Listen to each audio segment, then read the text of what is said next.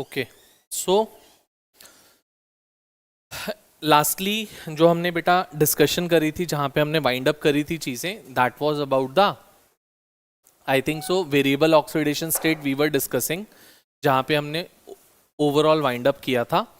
फिर से एक बार ब्रीफ कर रहा हूं जो मैंने लास्टली बात करी थी, that is variable oxidation states की बात करी थी। हमने देखा था दैट डी ब्लॉक एलिमेंट्स जो भी होते हैं, दे show a variety of oxidation state. बहुत सारी ऑक्सीडेशन स्टेट शो करते हैं। आप कोई भी डी ब्लॉक एलिमेंट को उठा के देख लो, they show a variety of oxidation state. That variation और variety in the oxidation states being shown by the D block elements, उसी को आप नाम देते थे वेरिएबल ऑक्सीडेशन स्टेट्स का, या वेरिएबल वैलेंसीज का नाम भी देते थे उसी को, सेम चीज को। अब ऐसा क्यों होता था बेटा? क्योंकि डी ब्लॉक एलिमेंट्स के केस में there was a thing that the energy gap between the ns and n-1 d orbitals, ns के बीच में और n-1 d के बीच में जो एनर्जी गैप होता है, that is very small, because of which the electrons of ns as well as n-1 d both participate in the bond formation. So the more the number of electrons participating in the bond formation, the more would be the variable oxidation states. उतनी ज्यादा variable oxidation state मिलेंगी, जितनी ज्यादा variety in the oxidation state मिलेंगी, जितने ज्यादा electrons bonding में participate करेंगे। और the more the, you can say, free electrons और अनपेयर्ड इलेक्ट्रॉन्स, उतनी वेरिएबल ऑक्सीडेशन स्टेट ज्यादा होती थी। तो हमने देखा था that the unpaired electrons increases up to the middle of the series and then after it starts decreasing, because of which आप देखोगे variable oxidation states were maximum at the center of the series, that is for manganese, compared to that of any other element. So there are decreasing number of oxidation state on either side, and the maximum is being shown by the elements at the center of the periodic table, जिसमें हमारे पास कौन आता है? Manganese आता है। Clear है इतनी बात? ये हम डिस्कस कर चुके थे बेटा लास्टली। अब हमारे को जो आगे प्रोसीड करना है, इसमें एक चीज और बोल देता हूं, that is about the magnetic moment. ये पहले भी बताया था, मैग्नेटिक मोमेंट हम लोगों को अब डिस्कस करना है। यहां पे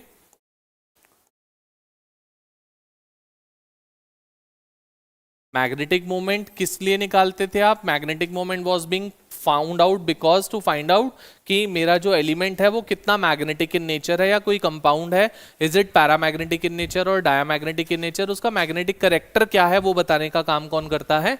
magnetic moment, which is being given by the formula mu is equal to under root of n into n+2 Bohr magneton, where n is the number of unpaired electron. The more the number of unpaired electron, the more would be the magnetic moment value, mu उतना ज्यादा होगा।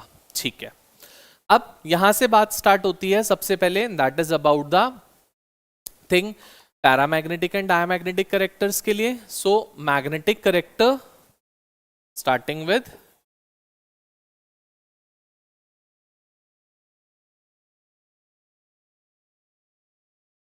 इन D block elements,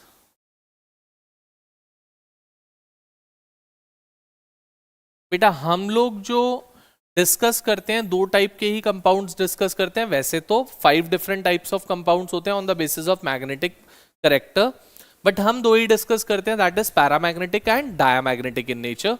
so depending upon that, if there are unpaired electrons associated, if there are any of the unpaired electron present, even a single unpaired electron present, then my particular compound would be paramagnetic in nature. अगर कोई unpaired electron present नहीं है, there are 0 unpaired electrons in a compound, then that particular compound would B,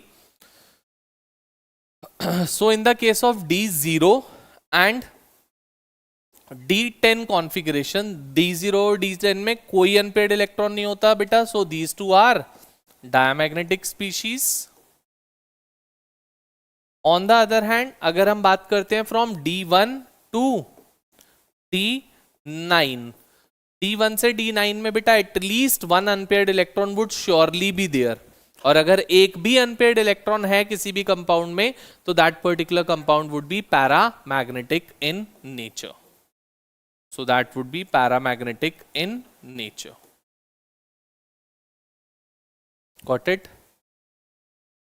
ठीक है, आपसे कोई भी complex दे सकते हैं, कोई पर्टिकुलर कॉम्प्लेक्स बोलेंगे कि that this particular complex is diamagnetic in nature, other is paramagnetic in nature, comment और एक्सप्लेन। तो वो आप किस बेसिस पे बता पाओगे? By finding out the configuration of the central metal atom. उस सेंट्रल मेटल एटम की कॉन्फिगरेशन निकालो, चेक करो that is it having with any unpaired electron और not. If not then it would be diamagnetic in nature, if yes then it would be paramagnetic in nature. Clear? चलते हैं आगे। जैसे example की बात ही कर लेता हूं, ये लो SCH2O होल 6 3+ एंड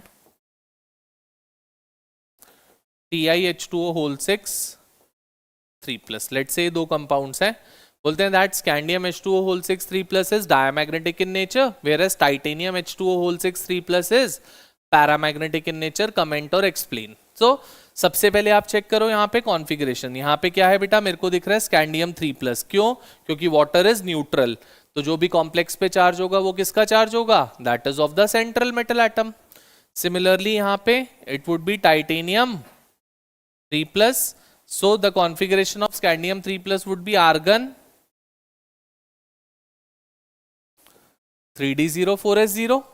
और यहाँ पे क्या हो जाएगा बेटा? Argon 3d1। तो आप यहां देख सकते हो एक अनपेयर्ड इलेक्ट्रॉन प्रेजेंट है इसमें, so this would be paramagnetic in nature.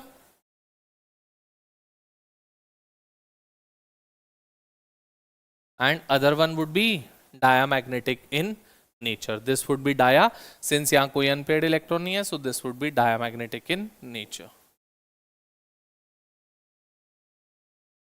बोलो बेटा, समझ गए बात? पैराडाया पे कोई भी क्वेश्चन आएगा कर सकते हैं आराम से, आपसे डिफरेंट कॉन्फ़िगरेशन के लिए पूछ सकते हैं that which out of all are diamagnetic in nature, which are para. आपको डायरेक्टली कॉन्फ़िगरेशन लिखनी है, चेक करना है is it having with any unpaired electron और not. If yes then it is para, if not then it is dia. चलिए आगे। ठीक है, आगे बढ़ते हैं। Next is the color exhibited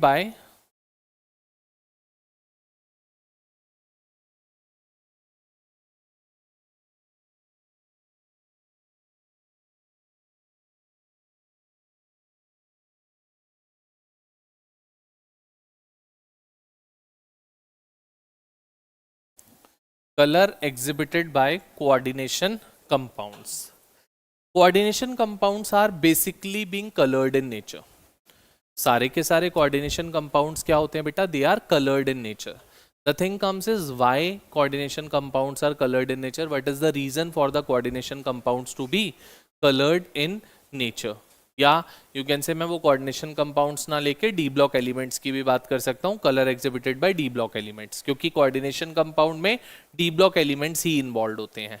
हमने ये कोऑर्डिनेशन कंपाउंड्स में भी टॉपिक पढ़ा था, इंटर रिलेटेड टॉपिक है, वहां से जो पढ़ा था यहाँ पे वही यूज करूंगा एग्जैक्टली।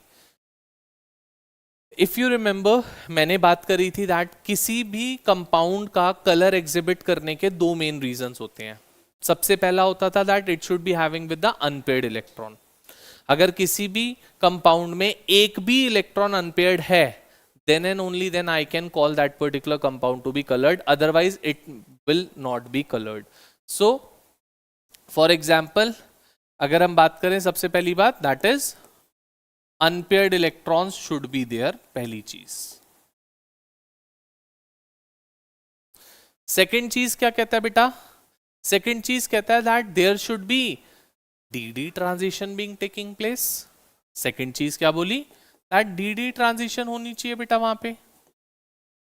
और याद होगा डी ट्रांजिशन किससे होती थी? Valence bond theory. उसके बाद जो CFT पढ़ी, CFT ने हमें यही सिखाया था। क्रिस्टल फील्ड थ्योरी ने क्या? दैट यहां पे ये तीन ऑर्बिटल्स हैं, दैट इज T2G वाले, और ये दो ऑर्बिटल्स हैं EG वाले।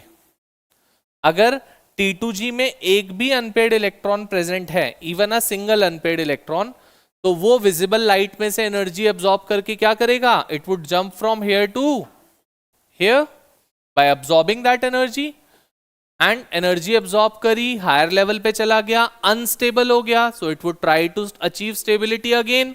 तो वो स्टेबिलिटी अटेन कैसे करेगा? By moving back to the ground state, और in doing so it would release the same amount of energy. तो यहां पे जो एनर्जी एब्जॉर्ब हुई थी वही सेम अमाउंट ऑफ एनर्जी यहां पे रिलीज हो गई। बेटा ये जो रिलीज्ड अमाउंट ऑफ एनर्जी है बच्चे, this released amount of energy would be having some wavelength associated with it. इस वेवलेंथ के कोरस्पॉन्डिंग कोई कलर होता होगा, हर वेवलेंथ के कोरस्पॉन्डिंग कोई कलर होता है, एंड हर कलर के कोरस्पॉन्डिंग कोई कॉम्प्लीमेंट्री कलर होता है। तो जिस वेवलेंथ का कलर ये, मतलब जिस वेवलेंथ की लाइट ये रिलीज करेगी, जहां पे ये कोरस्पॉन्ड कर रहा होगा जिस कलर को, उसका complementary colour it would be showing to us. उसका कॉम्प्लीमेंट्री कलर ही हमको शो करेगा। अगर मान लो ये लाइट रेड कलर को कोरस्पॉन्ड कर रही थी तो आपके कंपाउंड का कलर होएगा ब्लू ग्रीन। अगर ये ब्लू ग्रीन को कर रही थी तो आपके कंपाउंड का कलर होएगा red. Every colour has its complementary colour. तो जिस कलर की लाइट एब्जॉर्ब होगी उसके कॉम्प्लीमेंट्री कलर आपको वो शो करेगा कोऑर्डिनेशन कंपाउंड्स में। वहां पे मैंने एक टेबल भी शो कर रखी थी, जिस टेबल में कलर एंड उसका कॉम्प्लीमेंट्री कलर गिवन है। ठीक है, क्लियर? सो यहां पे अगर ये दो चीज होंगी तभी वो कंपाउंड कलर हो सकता है। इन दोनों में से एक भी चीज नहीं होगी तो वो कंपाउंड कलर नहीं होएगा। जैसे हमने बात करी थी कि अगर कोई कॉम्प्लेक्स है, मान लो यही मैंने अभी आपको कॉम्प्लेक्स दिखाया था, मान लो TiH2O होल 6। अभी हमने पढ़ा कि ये कलर्ड है। लेट से for example I started heating this complex. अगर मैं हीट करूंगा तो ये कोऑर्डिनेशन कंपाउंड वाले जो लीगेंड्स है इट वुड लूज। अगर लीगेंड्स यहां से हट जाएंगे तो मेटल एटम अकेला बच जाएगा, दैट इज Ti3+ बच गया मान लो। बट अगर इसका कलर अभी मान लो कुछ था XYZ कलर, ब्लू कलर ही था मान लो, जब आप इसको हीट करोगे तो it would become colourless. Why? Because अगर लीगेंड्स हट गए बेटा, लीगेंड्स हटने से क्रिस्टल फील्ड स्प्लिटिंग खत्म, और जब तक क्रिस्टल फील्ड स्प्लिटिंग नहीं होगी तो ये वाला काम नहीं होगा, और जब तक ये काम नहीं होगा that compound would not be colored. It would only and only be colored if it would be having with the crystal field splitting. If it would not be having with crystal field splitting, there would be no color being shown by that particular compounds. So अगर मैं किसी भी complex को heat करता हूं तो that renders the complex to be colorless. वो उस कॉम्प्लेक्स को कलरलेस बना देता है हीट करने पर। पक्का? तो हम एक बात बोल सकते हैं, अगर अनपेयर्ड इलेक्ट्रॉन होगा, मतलब अगर D0 है या D10 है जिसमें कोई अनपेयर्ड इलेक्ट्रॉन नहीं होगा, तो दीज कंपाउंड्स वुड बी, और अगर D1 to D9 कोई कॉन्फ़िगरेशन होगी तो it would be coloured in nature. So it would B colored complexes if they would be having with even a single unpaired electron. All of us clear with this? पक्का? जल्दी से note down करो।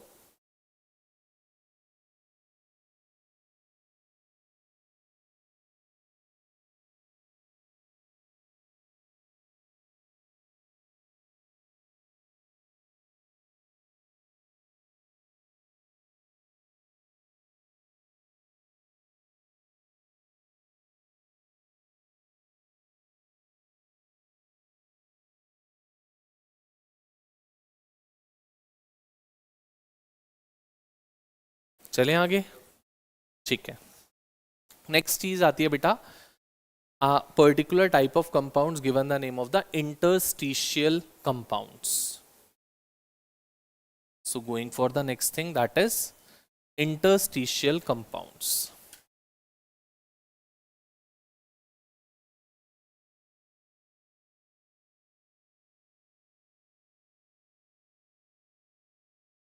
The thing is that what do we mean by interstitial compounds? होते क्या हैं ये? बोलता है the compounds that are being formed by the D block elements. D block elements के कंपाउंड्स होते हैं, मान लो ये पूरा एक क्रिस्टल है,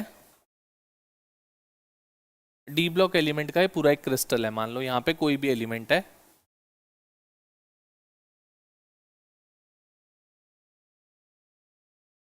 ये पूरा crystal it is basically of a particular single element, कोई भी मान लो उसको।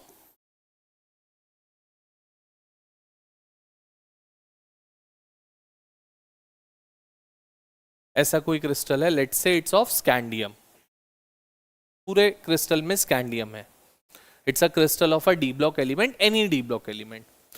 बोलता है अगर किसी भी डी ब्लॉक एलिमेंट के क्रिस्टल में द वेकेंट स्पेसेस, जो भी इसमें वॉइड्स होंगे, वेकेंट स्पेसेस होंगे, दीज, ये वॉइड है, ये वॉइड है, ये वॉइड है, this is void, these are the empty spaces, vacant spaces. So in empty spaces, in vacant spaces में बोलता है अगर आपके पास नॉन मेटल एटम आके इन पोजीशंस को ऑक्यूपाई कर लेता है, मतलब यहाँ पे क्या आ जाए, इन पोजीशंस पे आ जाए नाइट्रोजन, कार्बन, फ्लोरीन, ऑक्सीजन, कोई भी नॉन मेटल एटम आके इन पोजीशंस को ऑक्यूपाई कर लेता है, then that particular type of compounds being formed by the non-metal atom being incorporated in the voids of the D block elements, we call it to be the interstitial compound. कोई भी D block element का crystal हो, कोई भी non metal आके उसके voids को occupy कर ले, that particular compound being formed we call it to be the interstitial compounds. Clear? इनको मैं इंटरस्टिशियल कंपाउंड्स का नाम देता हूं। इनकी जो फॉर्मूला होगा, जो कॉन्फ़िगरेशन होएगी, that would be quite different compare to that of the other compounds. मतलब हो सकता है कुछ ऐसा फॉर्मूला हो, कुछ ऐसा, कुछ हो,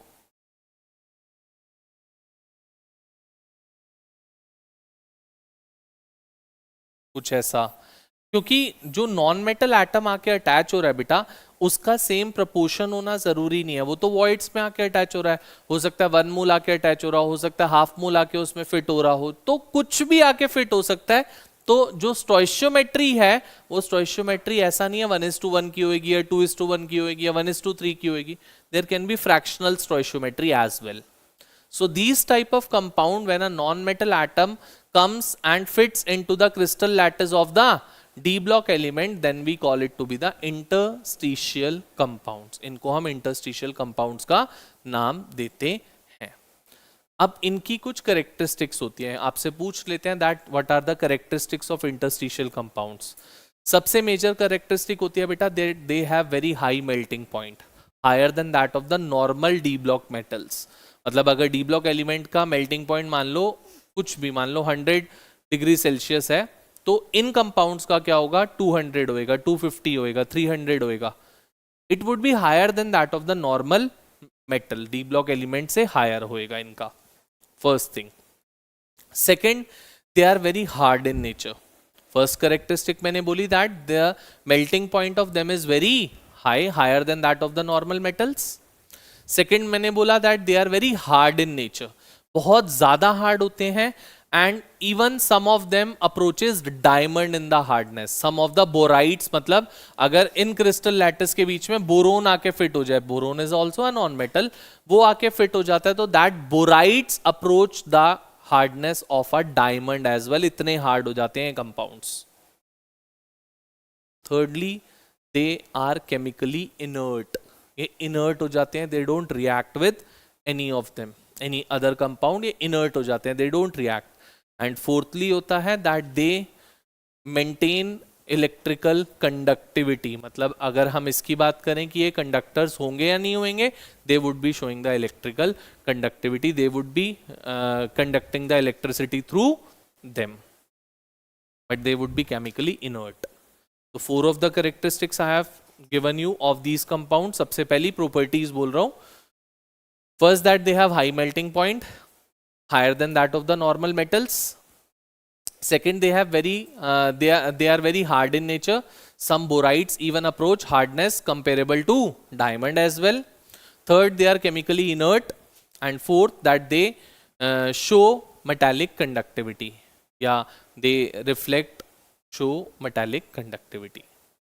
कंडक्टर्स की तरह बिहेव करते हैं, जैसे नॉर्मल मेटल्स कंडक्टर्स की तरह बिहेव करते हैं। Got it? चलें आगे। ठीक है, नेक्स्ट बात आती है बेटा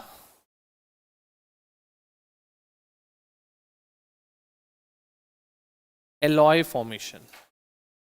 now who can tell me what do we mean by alloys? होते क्या है alloys? Homogeneous mixture of metals. और कुछ?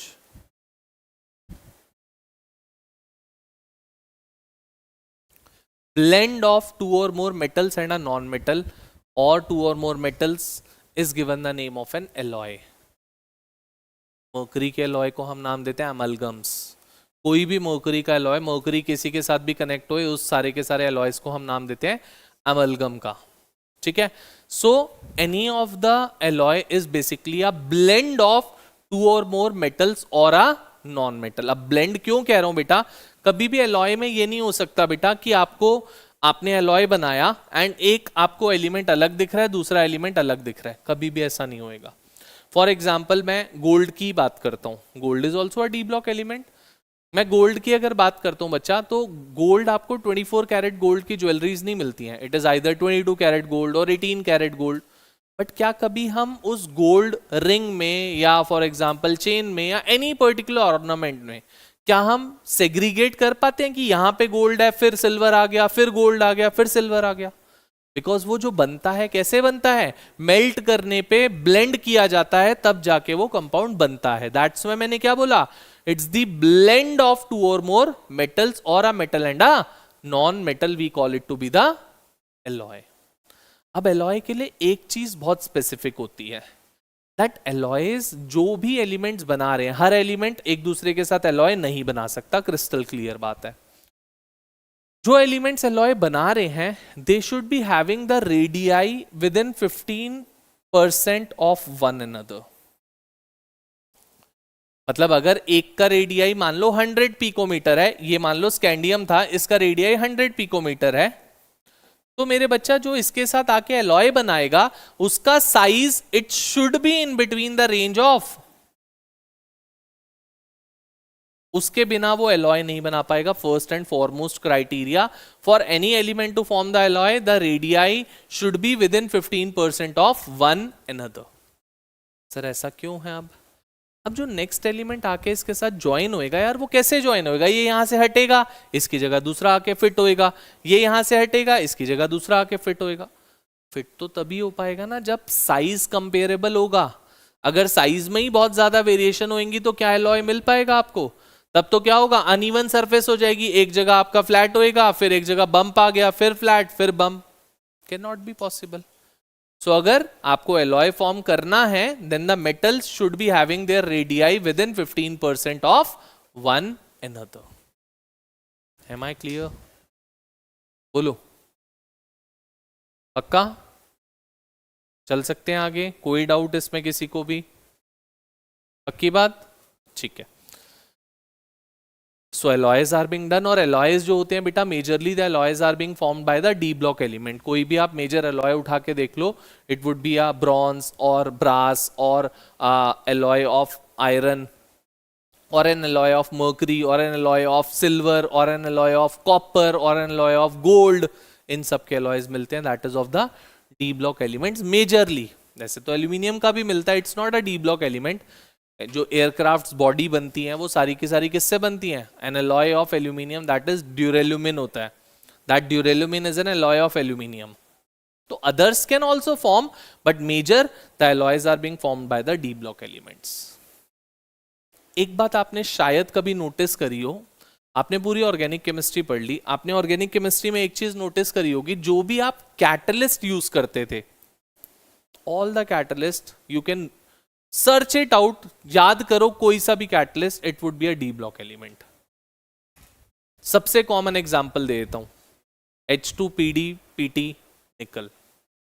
PD PT निकल क्या थे? कैटलिस्ट थे। And palladium, platinum, nickel, all three are the D block elements. All three are the D block elements. So D block elements have the property that they can behave as a catalyst. They can show the properties of a catalyst. Reason बहुत clear है, दो major reasons आपने पढ़े हैं। देखो मैं क्या बोलता था बच्चे को, कोई भी कभी डी ब्लॉक का एलिमेंट का क्वेश्चन आता है and if we are not able to think over to it कि क्या होगा आंसर क्या नहीं होएगा, तो मैक्सिमम जगह पे, मैक्सिमम हर जगह आपका कॉन्सेप्ट फिट होता है अनपेड इलेक्ट्रॉन का। एवरीवेयर आप कहीं पर भी उठा के देख लेना, that up to the middle of the series unpaired electron increase हो रहे हैं, फिर उसके बाद डिक्रीज होना स्टार्ट हो रहा है, मैक्सिमम कॉन्सेप्ट में चल जाती है चीजें। यहां पे भी ऐसा ही काम होता है। वेरिएबल ऑक्सीडेशन स्टेट शो कर पाते हैं डी ब्लॉक एलिमेंट, जिसकी वजह से they can act as a catalyst. Second and foremost बात, that they provide their surface area for the reaction to take place. ये मेटल सरफेसेस होती है और मेटल अपना सरफेस एरिया देता है कि रिएक्टेंट्स आओ मेरी सरफेस पे, रिएक्शन करो, प्रोडक्ट बनाओ और प्रोडक्ट बना के चले जाओ, खत्म करो चीज। डी ब्लॉक एलिमेंट ऐसा कर पाता है और कैटलिस्ट का काम ही ये होता है। थर्डली, डी ब्लॉक एलिमेंट्स में हमने देखा that the energy gap between the ns and n-1 d orbital is very small, because of which the electrons of both of them participates in the bond formation, और जितने ज्यादा electrons bond formation में participate करेंगे उतनी ज्यादा variable oxidation state होंगी, उतना ज्यादा इफेक्टिव वो कैटलिस्ट की तरह काम कर पाएगा। Am I clear? पक्का अच्छे से? ठीक है। So these were the small topics जो हमें डिस्कस करने थे। अब एक मेजर हमारा टॉपिक आता है इस चैप्टर का, डी ब्लॉक का ही पार्ट है, that is the standard reduction electrode potential values. ये क्या होता है? इलेक्ट्रोकेमिस्ट्री शायद हमने जो पढ़ा था, आरईपी पढ़ा था वहां पे, रिडक्शन इलेक्ट्रोड पोटेंशियल, वही रिडक्शन इलेक्ट्रोड पोटेंशियल यहाँ पे यूज होएगा। मैं थोड़ा सा इलेक्ट्रोकेम भी तुम्हें रिविजिट कराऊंगा अभी, क्योंकि वो वाली चीजें यहाँ पे फिर से यूज होने वाली हैं अभी, तो ध्यान से सुनेंगे, समझेंगे क्या चीज है यहाँ। So the next concept and the most important concept of D block element is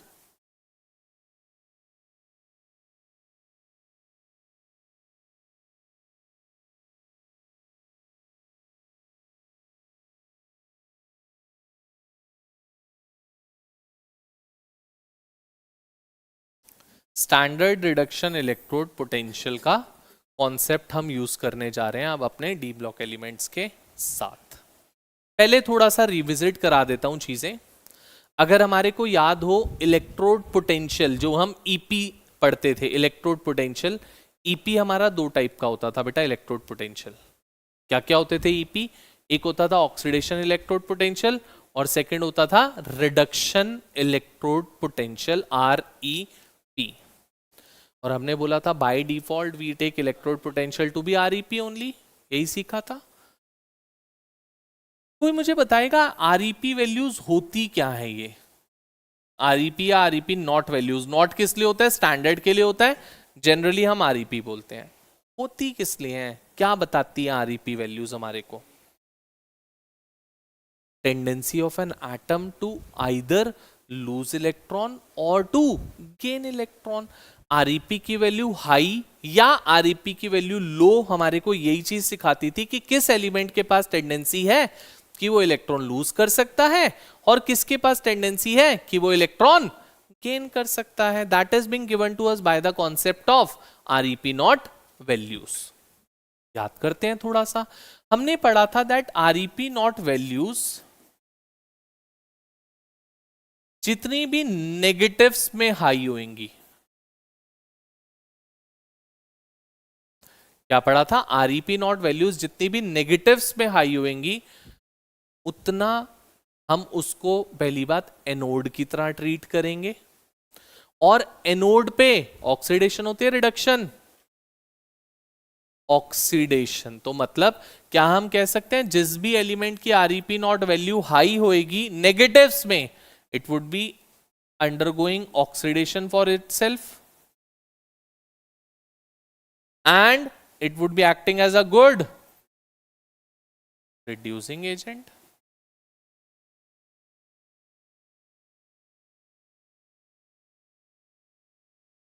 On the other hand, अगर किसी भी एलिमेंट की REP नॉट वैल्यूज पॉजिटिव्स में हाई होंगी या नेगेटिव्स में लो होंगी, तो इसका मतलब है that it has the tendency to undergo reduction, वो अपने आप को क्या करेगा, रिड्यूस करेगा. So it would be having the tendency to undergo reduction. और अगर वो खुद को रिड्यूस कर रहा है तो it would be acting as a good oxidising agent. ऐसा ही होता है बेटा. बोलो जल्दी से, इस चीज में किसी को डाउट, कोई प्रॉब्लम?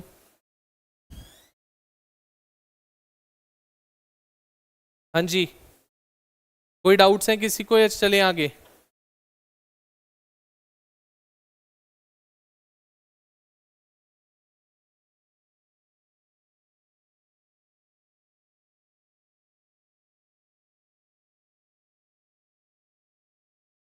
मन कहाँ था बेटा?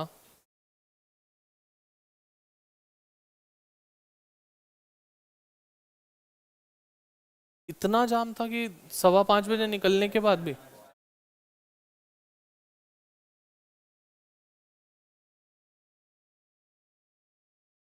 तो क्या कह रहा बेटा, 4 बजे निकला था तो भी 5:30 नहीं पहुंच पाया?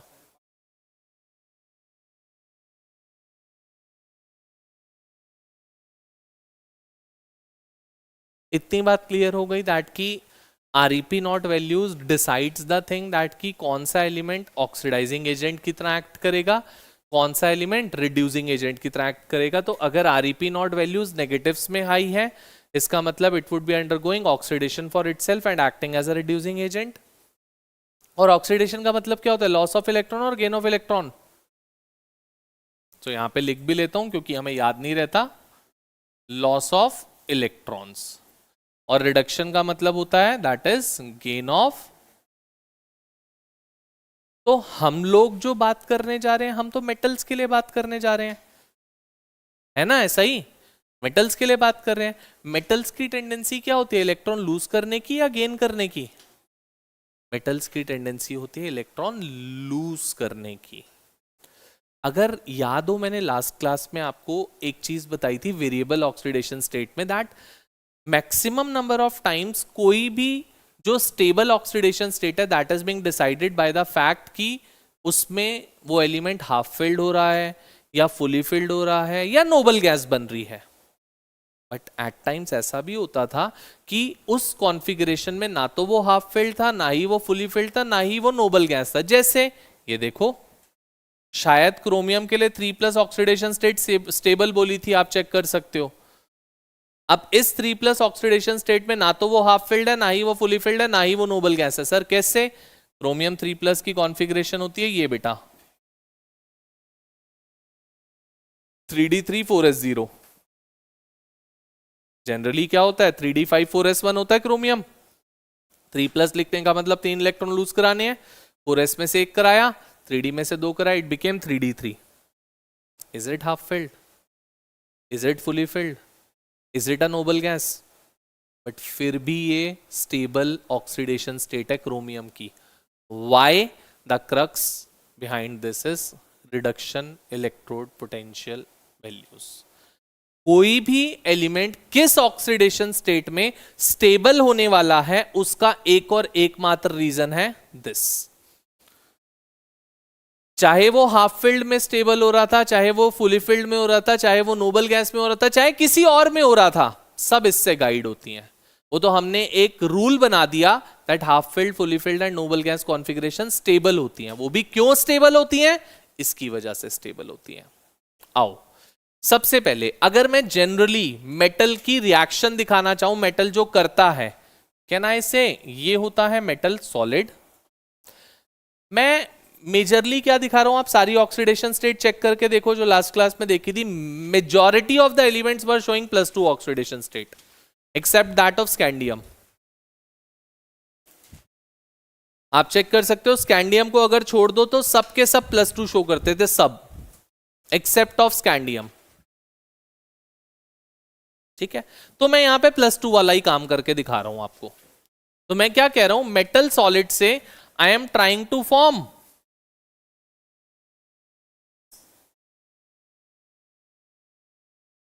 this thing. Metal solid, we are forming metal 2 plus aqueous with the loss of 2 electrons, and let's say the enthalpy of this particular reaction, let it be delta H. Her reaction कराने के लिए कुछ ना कुछ energy supply या energy release होती है ना, तो मैंने इसको क्या ले लिया बेटा, let it be delta H. मुझे नहीं पता क्या होगी वैल्यू डेल्टा एच की, उसको डेल्टा एच ले लिया. अब अगर इस रिएक्शन को देखूं तो this reaction is not being carried out in a single step. ये सिंगल स्टेप रिएक्शन नहीं है.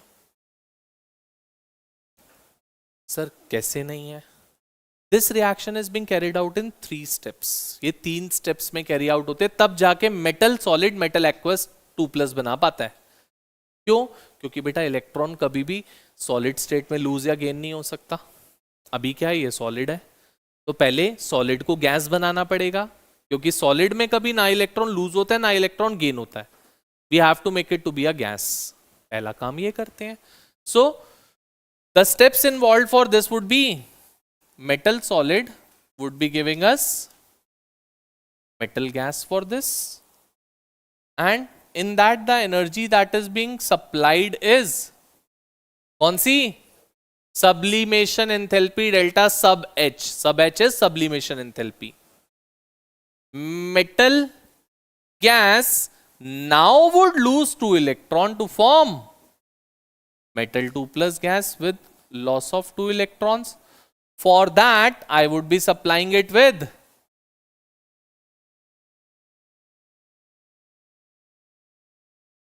ionization enthalpy 1 plus 2. सर ये क्या है 1 plus 2? कितने इलेक्ट्रॉन लूज करा रहा हूं? दिखाइयो कहां 3 हो रहे हैं लूज. कैसी बातें करता है यार बाजी, मतलब कहां बेटा, यहीं पर ही बैठा है या कहीं और ही घूम रहा है? 2 इलेक्ट्रॉन लूज हो रहे हैं बेटा मेटल से मेटल 2+. तो हर एक इलेक्ट्रॉन लूज कराने के लिए हमें एनर्जी सप्लाई करनी पड़ती है, तो इसलिए मैंने उसको क्या लिख लिया, IE1 + 2. अब जब मेटल 2+ गैस बन चुका है तो इसको वाटर में डालूंगा to form metal 2+ aqueous, and the energy that is being released would be delta hydration H. That would be delta hydration H. तो थोड़ा सा अगर 11th का थर्मोडायनेमिक्स याद हो तो एक लॉ आता था वहां पे जिसको बोलते थे Hess law. Hess law of constant heat summation. अगर नहीं भी याद है तो यहां मैं जो यूज कर रहा हूं वही यूज करूंगा, तभी नाम बता रहा हूं, नहीं तो आपको याद रखने की जरूरत नहीं है. एज सच एंथैल्पी जो होती है वो स्टेट फंक्शन होती है, जो इनिशियल स्टेट और final state of the system पे डिपेंड करते हैं इररिस्पेक्टिव ऑफ द पाथ. ये रिएक्शन हमने एक स्टेप में दिखाई, इसकी एंथैल्पी क्या दिखाई हमने, ये. तो this delta H would be the sum of this plus this plus this. मैं इतनी सी बात बोल रहा था, बस हेस लॉ का तभी नाम लिया था मैंने आपके सामने, जबकि हेस लॉ का कोई काम नहीं है यहां पे. तो according to Hess law can I write that delta H would be delta sub H plus delta IE 1 plus 2 H plus delta hydration H. बोलो बेटा ये होगा. किसी को अगर यहां तक कुछ भी ऐसा हो जो ना समझ में आया हो पूछ लेना, क्योंकि कोई भी क्वेश्चन मैं फिर बोल रहा हूं रट्टा मारने की कोशिश करोगे D&F ब्लॉक बहुत डिफिकल्ट है, बहुत, जिसे कहते हैं मतलब नेक्स्ट लेवल. क्योंकि अगर आपको मैंने असाइनमेंट भेजी हुई आप देखोगे तो उसमें 100 क्वेश्चंस है. 100 क्वेश्चंस का आप रट्टा मार पाओगे? पॉसिबल नहीं है. कॉन्सेप्ट समझ लोगे, बहुत इजी है. इतनी बात समझ गए? चले अब आगे. हाँ जी, 2, क्योंकि 2 इलेक्ट्रॉन लूज हो रहे हैं ना बेटा. फर्स्ट इलेक्ट्रॉन लूज कराने के लिए IE1 देंगे, सेकंड लूज कराने के लिए IE2 देंगे, तो 1 + 2 लिखा है ये मैंने. दिस इज 1 + 2 बेटा. अब ठीक है.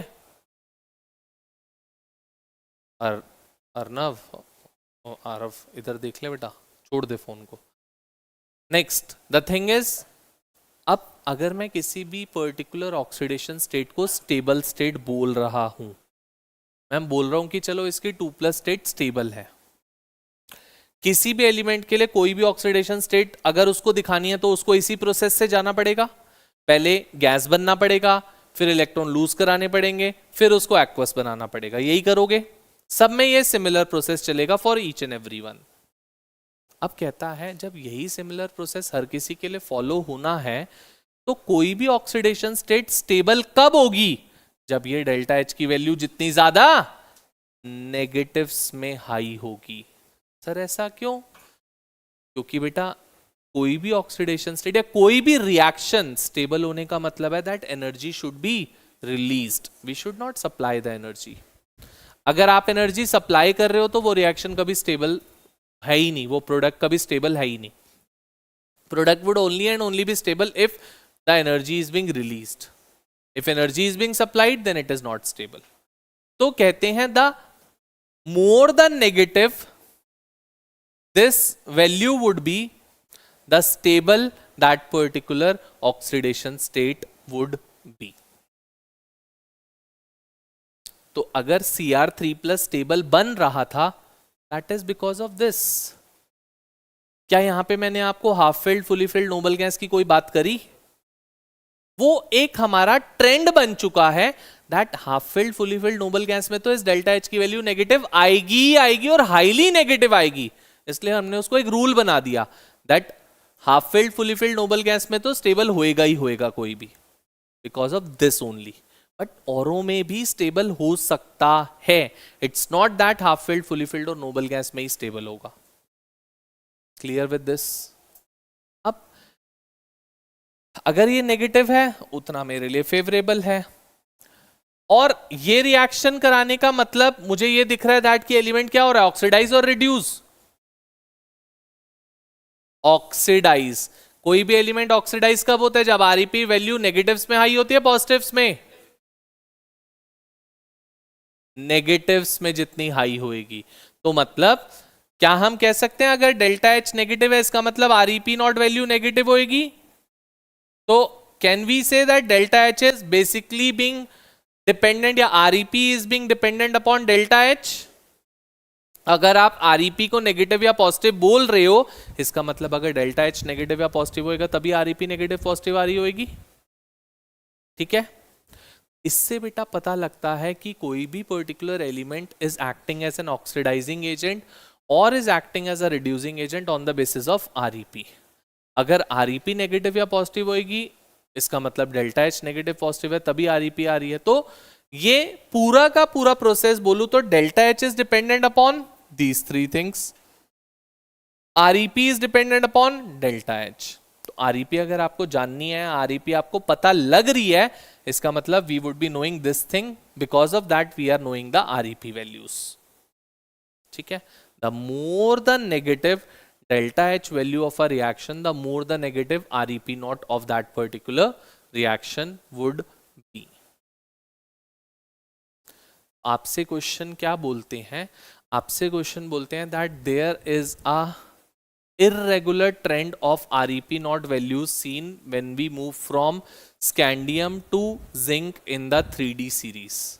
जब हम स्कैंडियम टू जिंक जाते हैं 3D सीरीज में तो ये REP वैल्यूज का कोई रेगुलर ट्रेंड नहीं मिल पाता हमें।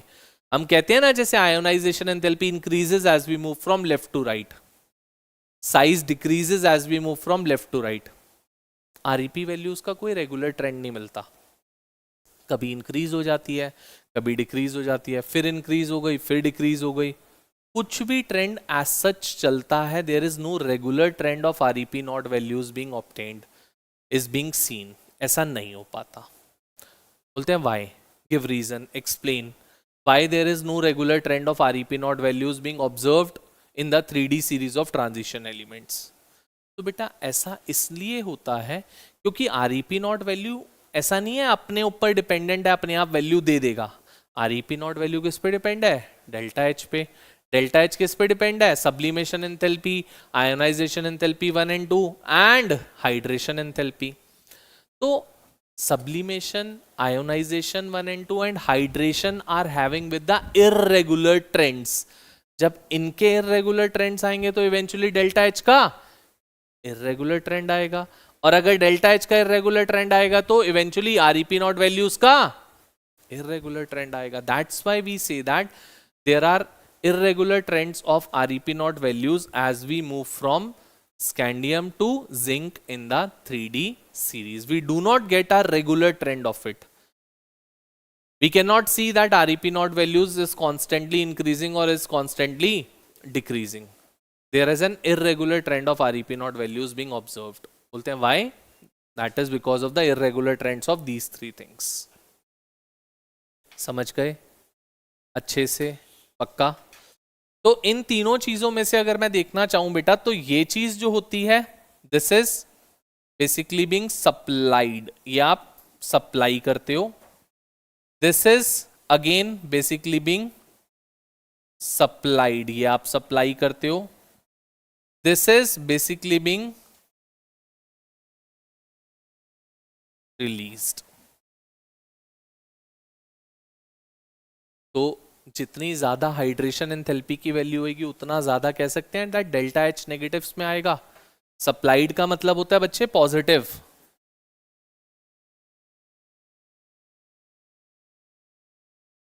और हमारे लिए फेवरेबल क्या है? नेगेटिव. जितना ज्यादा नेगेटिव उतना मेरे लिए फेवरेबल. इतनी बातों में कोई दिक्कत है? कुछ पूछना है किसी को?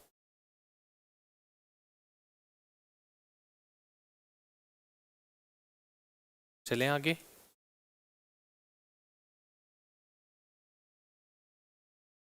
पक्का? ठीक है.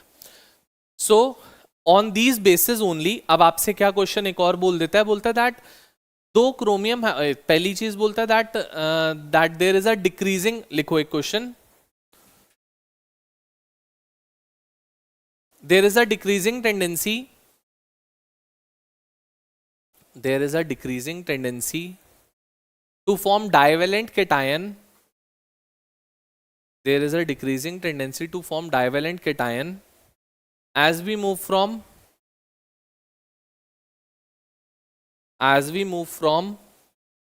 left to right in 3D series. Left to right in 3D series. Comment or explain. There is a decreasing tendency to form divalent cation as we move from left to right in 3D series. Comment और explain why. Question समझ में आया? पहले तो ये बताओ मुझे.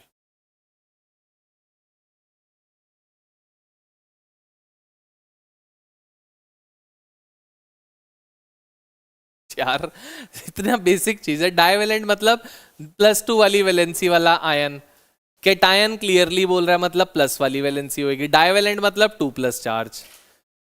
तो बोल रहे हैं +2 चार्ज वाले आयन बनाने की टेंडेंसी लेफ्ट टू राइट जाते हुए डिक्रीज होती जाती है. मतलब ये रिएक्शन शो कर पाने की टेंडेंसी आगे वाले एलिमेंट्स के पास अच्छी होती है, पीछे जाते जाते क्या हो जाता है? डिक्रीज हो जाती है.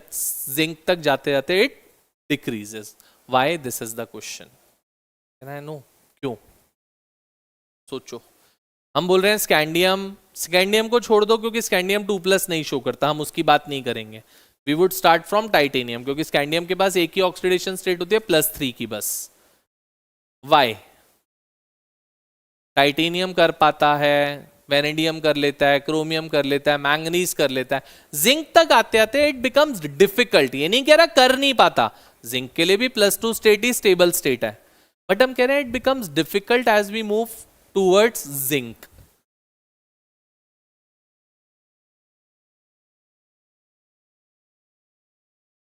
बेटा आउटर मोस्ट शेल के इलेक्ट्रॉन इंक्रीज होने से क्या होगा?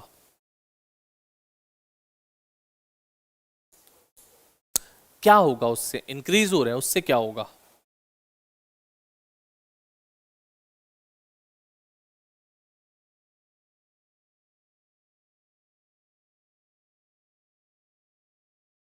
मतलब मैं कह रहा हूं कि ये डेल्टा एच की वैल्यू लेफ्ट टू राइट जाते हुए नेगेटिव्स में डिक्रीज हो रही है. इसका मतलब ये है बस कहने का क्वेश्चन का.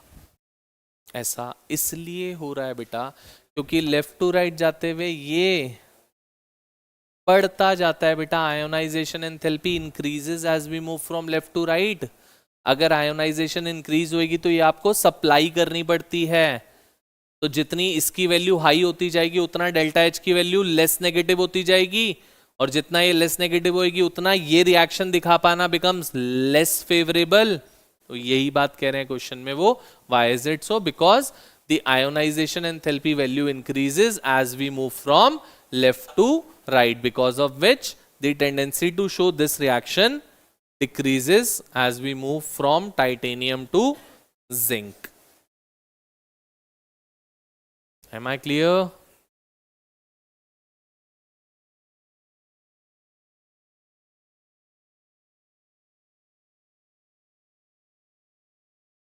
चल सकते हैं आगे। Increases as we move from left to right, due to which the tendency to show this reaction decreases. इस रिएक्शन के शो करने की टेंडेंसी डिक्रीज होती जाती है बिकॉज ऑफ दैट। हाँ बेटा,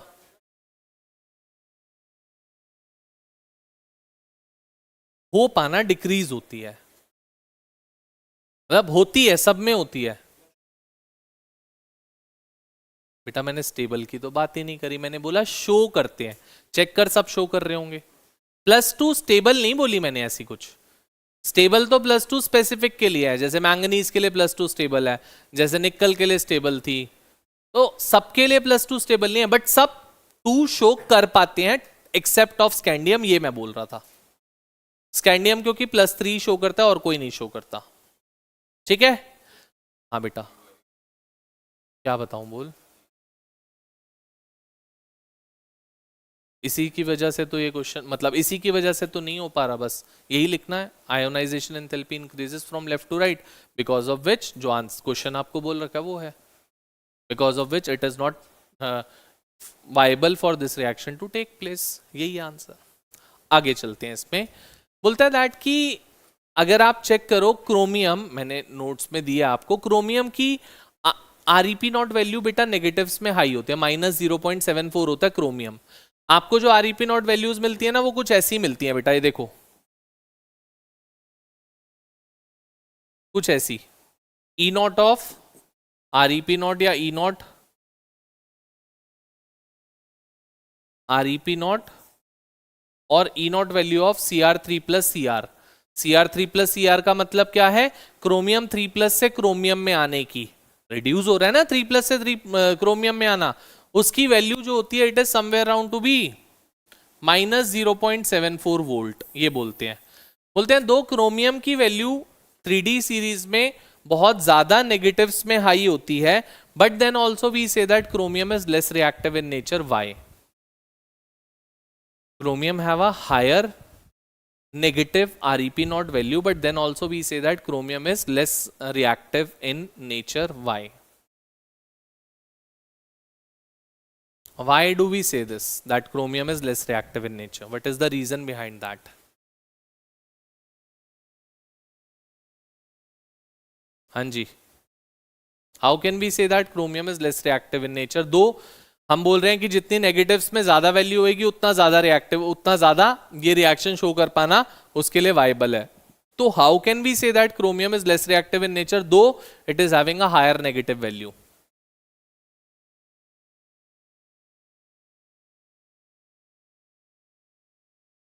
कैसे?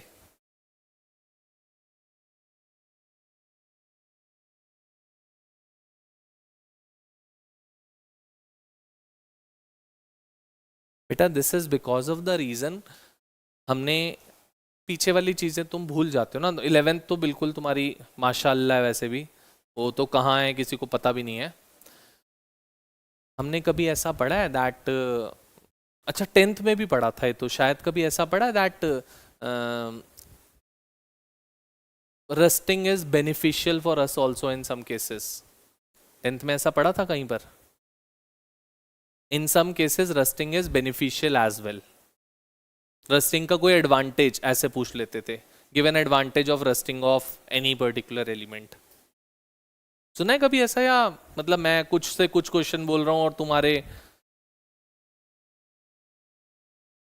फॉर एग्जाम्पल, अच्छा जो एयरक्राफ्ट बॉडी होती है सारी ड्यूरेलुमिन, जो जिससे एयरक्राफ्ट बॉडी बनती है, कभी पता है क्यों हम एल्यूमिनियम को चूज करते हैं as a aircraft body?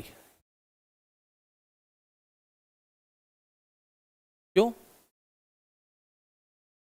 Light होता है, हार्ड होता है, टफ होता है, समझ गया। और एक बात होती है, आप किसी नॉर्मल मेटल को एटमॉस्फेयर में रख दो, आयरन को रख दो एटमॉस्फेयर में, 4 दिन बाद आप देखोगे उस पर रस्ट आना स्टार्ट हो जाएगी। बट एल्यूमिनियम में ऐसा नहीं होता, because aluminium have the tendency to form a protective oxide film on its surface of Al2O3। कभी सुना था ऐसा? यहाँ पे क्रोमियम में भी यही होता है, chromium forms a protective oxide film of Cr2O3 which is a passive oxide film. वो ऑक्साइड फिल्म क्रोमियम को किसी और के साथ रिएक्ट नहीं करने देती, that's why chromium is less reactive in nature. Though it is having a negative Rep0 value, then also we say that it is less reactive in nature because of that protective passive oxide film of chromium being formed on its surface of Cr2O3. बात समझ गए? This is again an advantage of corrosion. Corrosion is not beneficial, short, but sometimes it is beneficial as well in the case of aluminium. Aluminium utensils उतनी जल्दी corrode नहीं होते, copper corrode हो जाता है, आयरन कोरोड हो जाता है, सिल्वर कोरोड हो जाता है, बट एल्यूमिनियम कोरोड नहीं होता, क्योंकि एल्यूमिनियम के पास टेंडेंसी होती है to form a protective oxide film on its surface Al2O3 की। ठीक है, इसी रीजन की वजह से आप कभी भी देखना जो बहुत highly corrosive you can say acids होते हैं, like nitric acid HNO3, it is being transported in aluminium containers, क्योंकि वो एल्यूमिनियम को कोरोड नहीं कर पाता, एल्यूमिनियम को डिग्रेड नहीं कर पाता, बट और किसी मेटल को वो कोरोड कर देगा, because aluminium have the tendency to form a layer of Al2O3. Similarly, chromium have the tendency to form a layer of Cr2O3 on its surface. बोलो बेटा, किसी को डाउट हो, कुछ क्लियर ना हुआ हो, प्लीज आस्क, यहां तक जितनी हमने अभी तक बात करी। चले आगे। इसी में एक और बात आती है अब हम लोगों के पास, that chromium out of all the 3D series elements, E0 of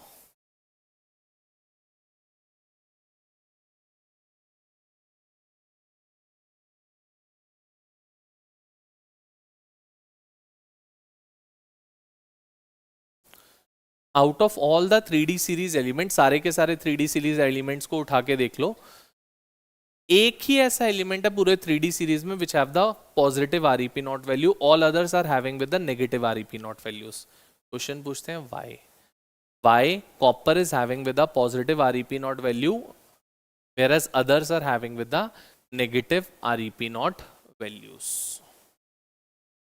question समझ गए क्या बोल रहे हैं?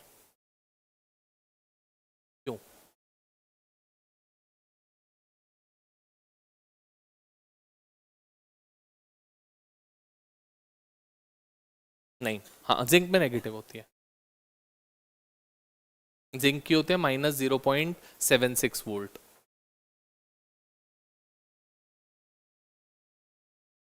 Why is it so?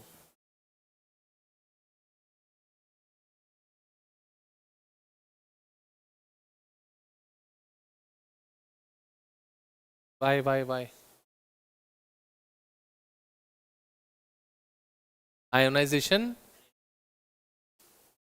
Ionisation energy ज्यादा होती है, किस में ज्यादा होती है?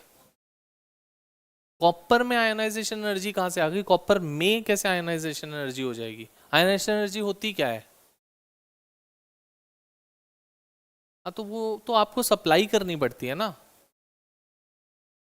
सो कॉपर एक ऐसा एलिमेंट है बेटा पूरी 3D सीरीज में जिसकी ionisation enthalpy 1 plus ionisation enthalpy 2 की value is the highest in the overall series. कोई और ऐसा एलिमेंट नहीं है जिसकी आयनाइजेशन एंथैल्पी 1 और 2 की वैल्यू हाईएस्ट हो पूरी सीरीज में, ओनली एंड ओनली कॉपर, क्योंकि और ionisation enthalpy need to be supplied. अगर ये हाई होएगी तो डेल्टा एच पॉजिटिव आएगा, और अगर डेल्टा एच पॉजिटिव आएगा तो आरईपी नॉट की वैल्यू भी पॉजिटिव आएगी। समझ में आया? पक्का? बोलो बेटा।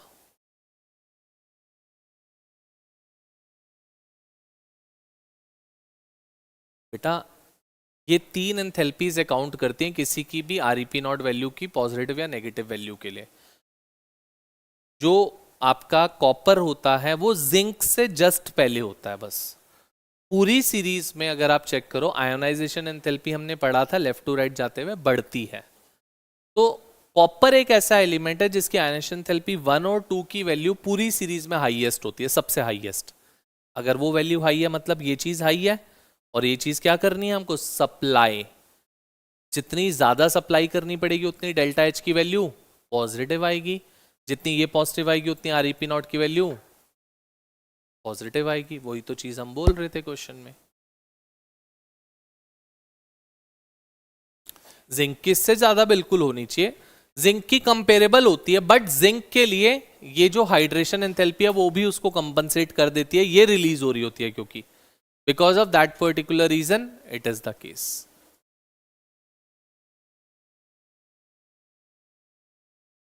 पूछना है कुछ? पक्का? चले आगे? कोई डाउट किसी को इसमें? ठीक है, नोट डाउन हो गया सबका?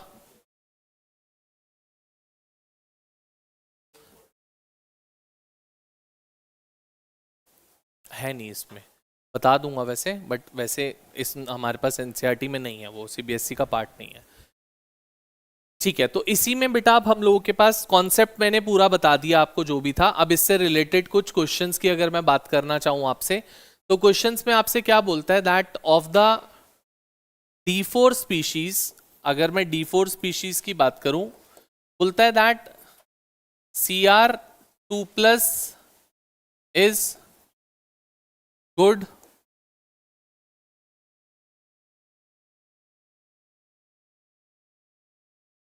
reducing agent, whereas Mn3+ is good oxidizing agent। ये आपसे क्वेश्चन पूछता है, बोलता है of the D4 species, D4 species का मतलब कि दोनों की कॉन्फ़िगरेशन क्या है, 3D4 है। आप चेक करके देख सकते हो, chromium 2+ is again 3D4 and manganese 3+ is again 3D4, दोनों की दोनों 3D4 है। Cr2+ कॉन्फ़िगरेशन होती है ये बेटा।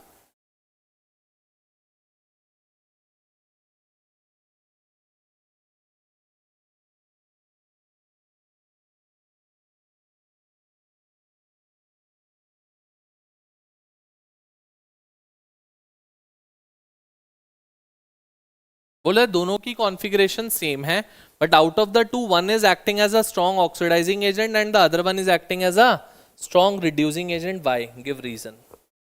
This is the question.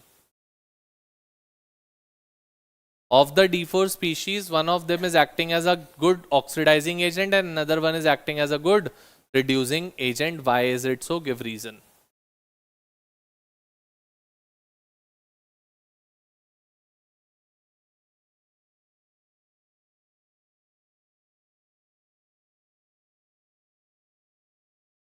क्यों? आयोनाइजेशन एंथैल्पी ज्यादा क्यों हुई किसी Cr2+ को, जबकि इसमें से तो 2 इलेक्ट्रॉन निकालने हैं, उसमें से तो 3 निकाल रहे हो आप Mn3+ में से। तो क्या बेटा?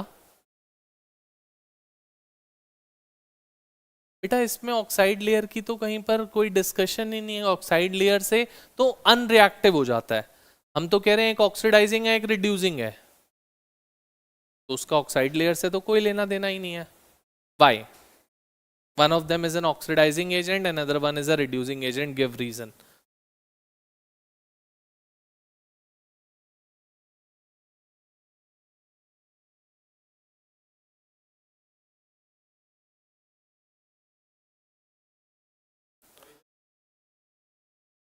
बेटा निकालने तो वही पड़ रहे हैं, यहाँ से भी आप यहाँ से 2 इलेक्ट्रॉन रिमूव कर रहे हो, वहां से 3 रिमूव कर रहे हो, वहां से तो उल्टा डिफिकल्ट हो रहा है रिमूव करना। वो कहीं पर भी मेरा ये नहीं बता पा रहा कि कौन अच्छा ऑक्सीडाइजिंग है कौन अच्छा रिड्यूसिंग है, वो कहीं नहीं बता पा रहा ये चीज।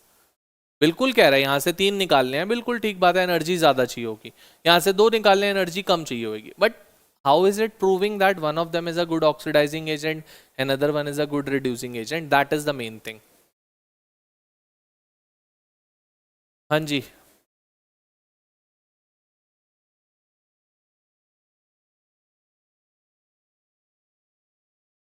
सोच रही है, जल्दी सोच ले थोड़ा सा।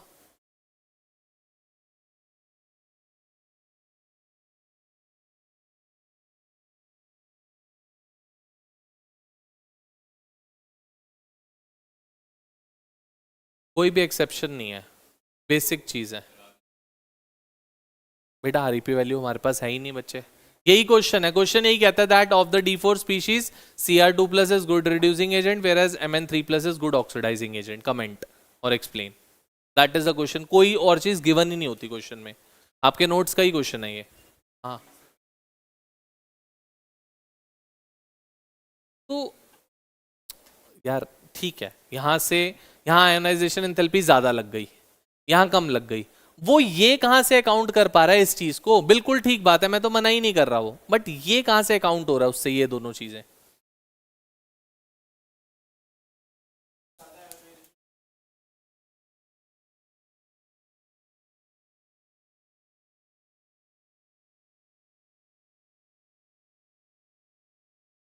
क्रोमियम की स्टेबल ऑक्सीडेशन स्टेट होती है +3, मैंगनीज की स्टेबल ऑक्सीडेशन स्टेट होती है +2।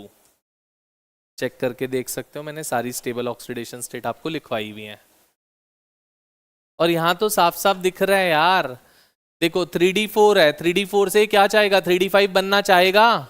अगर ये 3D5 बनेगा तो खुद क्या हो रहा है, Mn2+, 3+ से 2+ जाना चाह रहा है ना, 3+ से 2+ जा रहा है तो क्या हो रहा है, अगर वो खुद रिड्यूस हो रहा है तो it would be acting as a good. यही लिखा हुआ है हमने शायद, यहाँ और कुछ लिखा है। और क्रोमियम के लिए +3 state is the stable state, तो वो +2 से +3 में आना चाहेगा। +2 से +3 पे आ रहा है तो खुद क्या हो रहा है, ऑक्सीडाइज, दूसरों को क्या करेगा, reduce, so it would be acting as a good reducing agent. Yes और नो? कोई एक्सेप्शन था या कुछ था ऐसा क्या? चले आगे, पक्का? सो क्रोमियम के लिए since Cr3+ is the stable oxidation state and manganese के लिए Mn2+ is the stable oxidation state, so 3+ में आने के लिए खुद ऑक्सीडाइज होगा, दूसरों को रिड्यूस करेगा। 2+ में आने के लिए खुद रिड्यूस होगा, दूसरों को ऑक्सीडाइज करेगा। That's why it is one of them is a good reducing agent and another one is a good oxidising agent. आगे बढ़ते हैं थोड़ा सा। बोलते हैं D1 ion is very unstable in the aqueous solution। D1 ion is very unstable in the aqueous solution, why?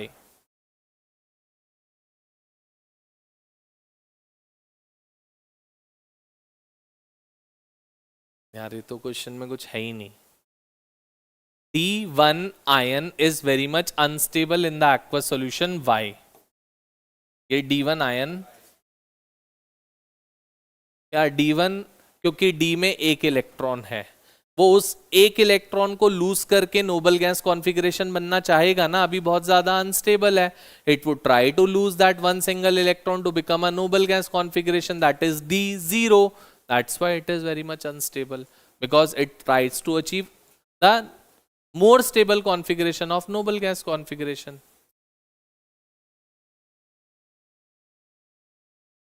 ठीक है, clear? One more very very important question. बोलते हैं दैट अगर आप देखोगे, आपको हर पेपर में क्वेश्चन मिल जाएगा, किसी भी पेपर में आप चेक कर लेना।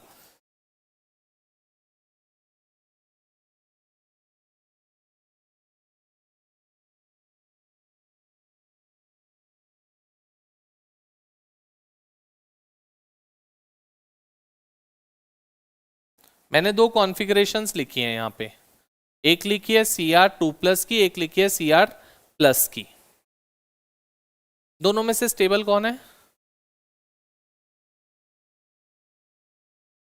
ऑफ कोर्स सी बात है, क्योंकि 3D10 है, फुली फिल्ड कॉन्फ़िगरेशन है। बट आप कोई सा भी क्रोमियम का कंपाउंड, कॉपर का कंपाउंड उठा के देख लो, आपको सारे कंपाउंड Cu2+ में मिलेंगे। बोलता है that Cu2+ is more stable than Cu+ in aqueous solution, though Cu2+ oxidation state is more stable.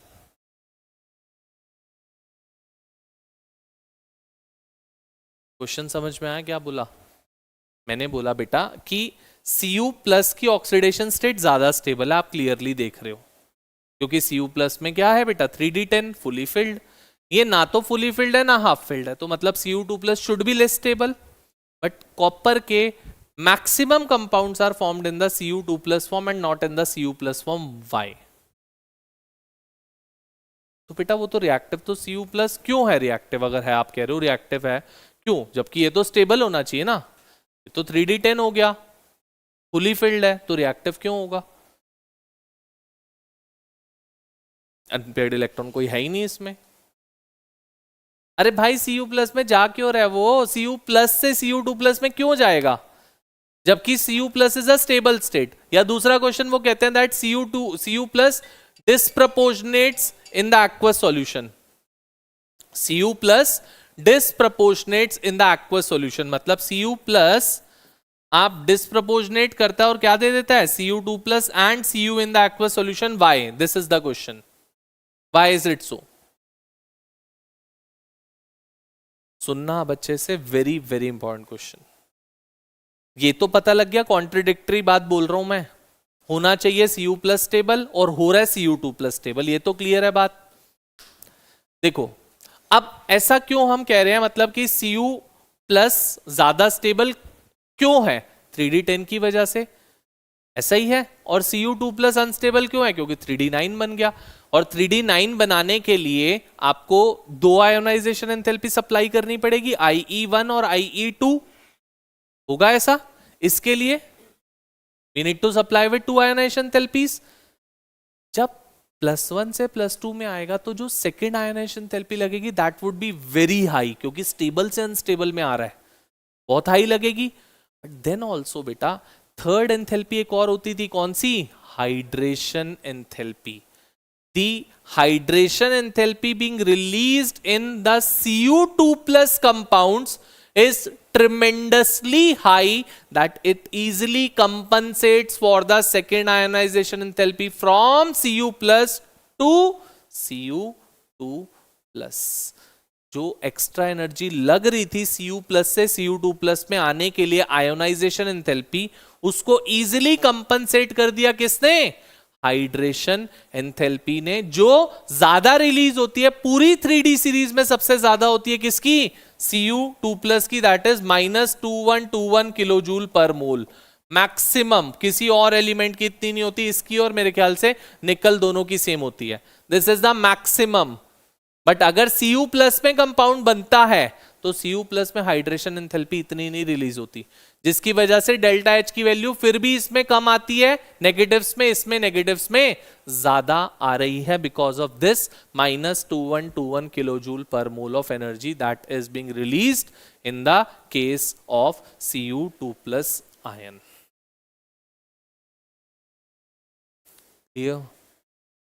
अच्छे से हाँ बेटा,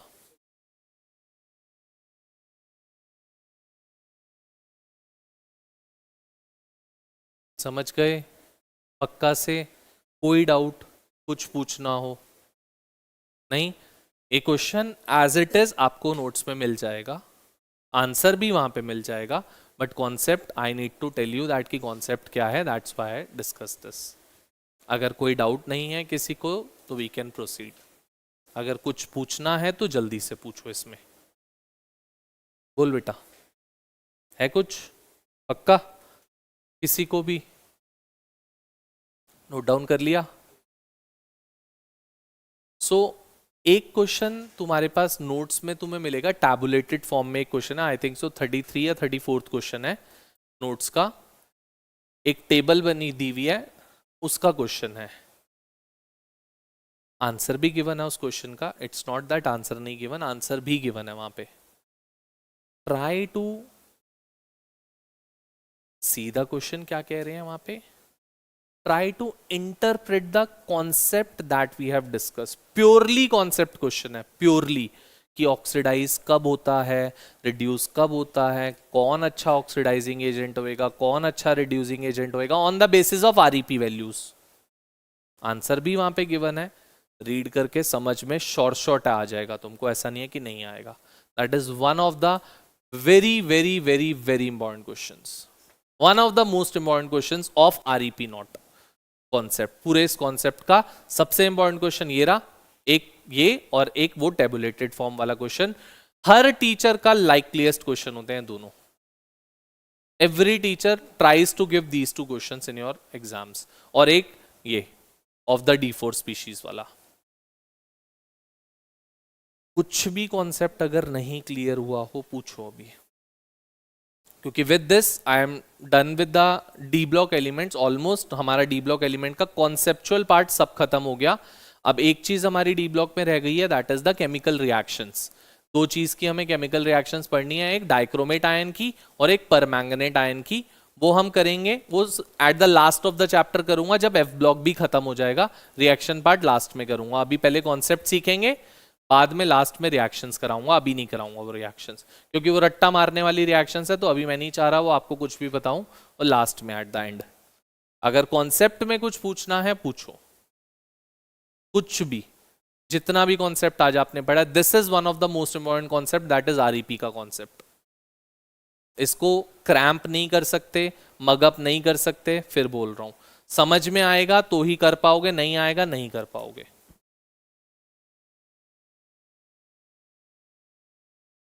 क्लियर? अच्छे से पक्का. Notes I have forwarded you. ठीक है. Now I think so we are being done with 42 questions. ऐसे 42nd क्वेश्चन तक कर चुके होंगे. उसके बाद अब एफ ब्लॉक आपको दिख जाएगा. जहां से एफ ब्लॉक स्टार्ट हो जाएगा इनर ट्रांजिशन एलिमेंट, उससे पहले तक हम सब कर चुके हैं अपने नोट्स का पार्ट. तो now your responsibility that till that point, till the D block elements का पूरा कॉन्सेप्ट. मैं और आगे नहीं जा रहा, क्योंकि एफ ब्लॉक मैं नहीं स्टार्ट करना चाह रहा अभी. एफ ब्लॉक फ्रेश क्लास में स्टार्ट करूंगा पूरा जीरो कॉन्सेप्ट्स के साथ, कि आज बताऊंगा आधी चीजें, फिर भूल जाओगे नेक्स्ट क्लास में, फिर से बतानी पड़ेगी, वो नहीं कर रहा. नेक्स्ट क्लास में ही स्टार्ट करूंगा एफ ब्लॉक एलिमेंट. उससे पहले डी ब्लॉक को पूरा खत्म कर लो अच्छे से. कॉन्सेप्ट्स को, concepts each and every you have done now. कुछ भी नहीं रह गया कॉन्सेप्ट्स में D and F block, D block elements के. ठीक है, नोट डाउन कर लो इसको जल्दी से. अगर नहीं करा है तो, कर लिया तो वेल एंड गुड.